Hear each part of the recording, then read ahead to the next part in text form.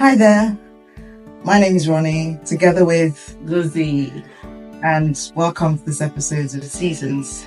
The topic today is the invisible they. The invisible they. What do I mean? What do you think? What's meant by it? Who are the invisible they, as far as you're concerned? Invisible they are those that you think you have to mirror your behavior after, or who are kind of like watching you. And like in the time when we were growing up, our parents would say, don't do this. What am I going to tell my friends? What am I going to tell my family? It's kind of like people who are there watching you and making sure that you behave in a proper manner. But my question to all of this is, what makes them think that, or what makes you think that the opinion really does count? What makes you think that they're actually watching what you're doing?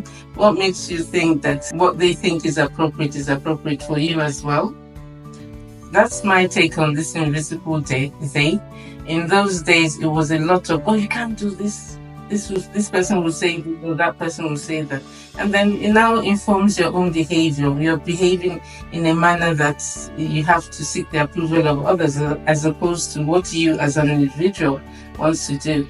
And sometimes it hinders your own growth as well, because you might want to do things and then you're thinking, they do not think this is appropriate, therefore you want to just go with what everybody else is thinking. What do you think, man? I was wondering whether the invisible they can represent your consciousness, or the conscious mind, or somebody, as you say, that polices you. But I mean, growing up, my mother was always saying, "Oh, they will say. If you don't do this, they will say. If you do this, they will say."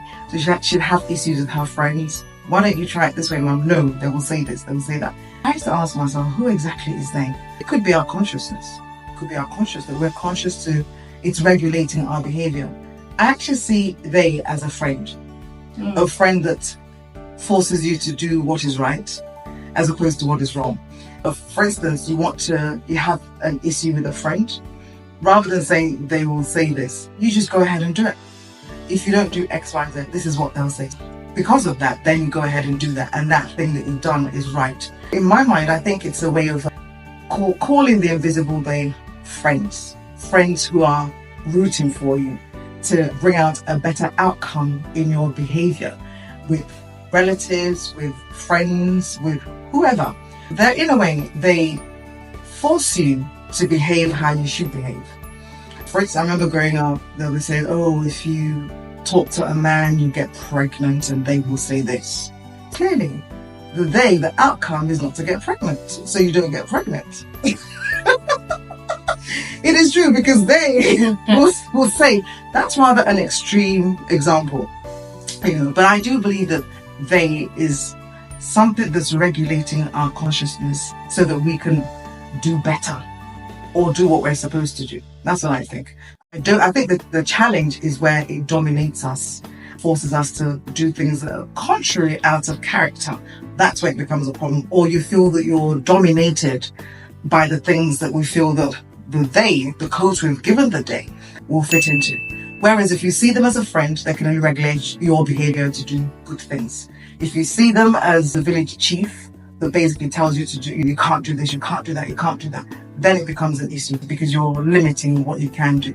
But I think on the whole, depending on your take on who the invisible they are, I think you need to ask yourself, what has the invisible they stopped you from doing, as opposed to what has it helped you to do.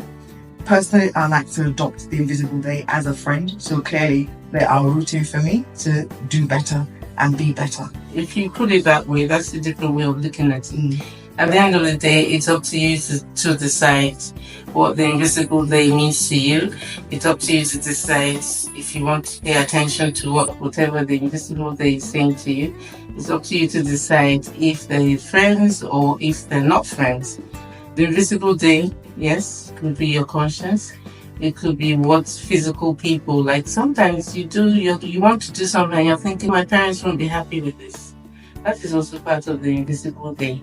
It depends on how you understand what the invisible they means.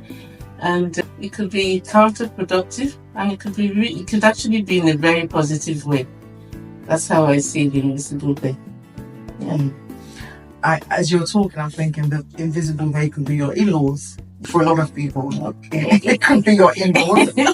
So therefore, you do things. Oh, I don't want my in-laws to be upset with me. I want to be able to make sure that I'm doing the right thing.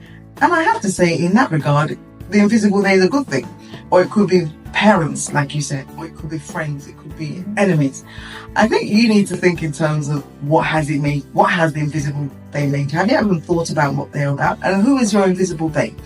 It'd be interesting to know, because it's something that exists, especially in the African culture, they will say. Mm-hmm. And I remember I was in this church and they will say whether you do or you don't, so you might as well do. So let them say. Do you know what I mean? So you've got to always work by what you feel is right and leave the day aside, unless of course they are your friends. That's the way I look at it. So it's all about the impact it has on your life, and has on your behavior. That's dependent on you, and how much you want to take that into consideration. The invisible day could work either way. It could make you a better person. It could deter you from what you would ordinarily want to do. But at the end of the day, it is dependent on you and how you see it and how much impact it makes on you as an individual. I will say, don't let the invisible they stop you. Don't let the invisible they limit you. Just be yourself. Do what you need to do. And of course, if you don't make them your friend, don't let them limit you. That's the sum total of, what I've got to say. Yeah.